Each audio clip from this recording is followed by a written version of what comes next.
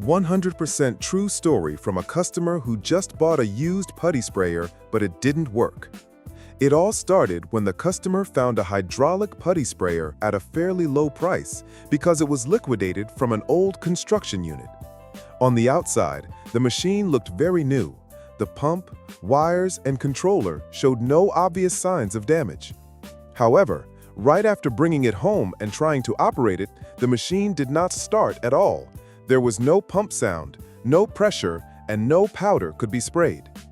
After checking all the wires, circuit breakers, sockets, the customer still could not find the cause. While he was confused because he had just lost money and was worried that the machine was really broken, he remembered that he had saved the number of Mr. Lam Toy, a specialist in repairing paint sprayers, powder sprayers, and hydraulic industrial machines.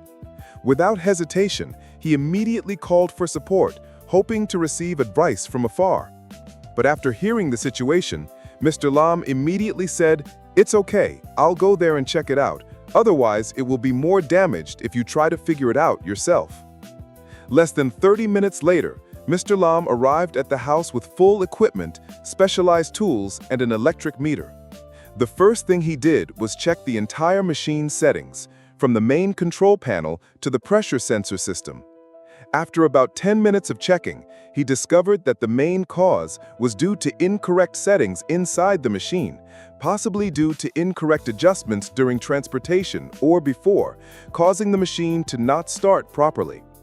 In addition, he also discovered that the power source at the machine testing site was too weak, only reaching about 170 V instead of the required stable level of 220 V or higher. With just a few professional steps, resetting the controller, recalibrating the output pressure, and using a temporary stable power source through the power generator, the putty sprayer immediately started.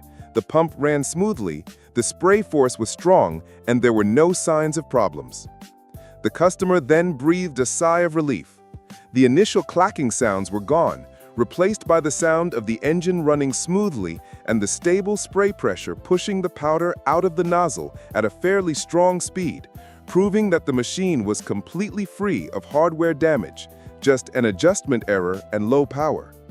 Not only did he fix it and go, Mr. Lam also enthusiastically instructed on how to adjust the pressure parameters, how to check the power source before operating, and pointed out the points that needed to be cleaned periodically to make the machine more durable.